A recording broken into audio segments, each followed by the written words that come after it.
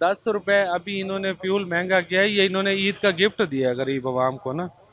इसहाक डार को अब क्या कहे बंदे, उसको खुद हया आनी चाहिए कि वो क्या कर रहा है और किसके लिए कर रहा है, लेकिन हमें समझ नहीं आती। अभी मियाँ साहब को देखे ना कि उसका जब बढ़ाना होता है तो वो इसहाक डार को आगे कर देता है, और जब कम करना होता है तो खुद आ जाता है सामने, मैं अवाम को ये गिफ्ट दे रहा हूँ, फलां दे रहा हूँ। क्या दे रहा है? 150 में हम लोग ले रहे थे तो उस वक्त भी हमारी चीखें थी। रिलीफ दे देते तो बड़ी अच्छी बात थी, लेकिन ये तो उन्होंने बल्कि रिलीफ देने की बजाय उन्होंने उल्टा जो है वो अवाम पे और बोझ डाल दिया, अवाम के लिए और परेशानी बढ़ेगी।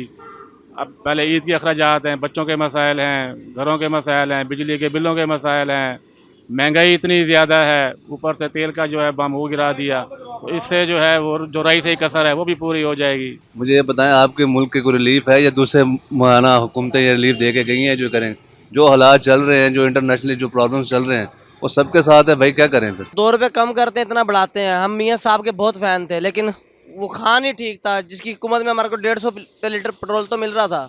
10-20 की गेम से तो काफी ऊपर चला गया काम। ये तो 10-20 का काम है ही नहीं। तो ये रोज आए ड्रामेबाजी चल रही है, 10-20 का 10-20 का।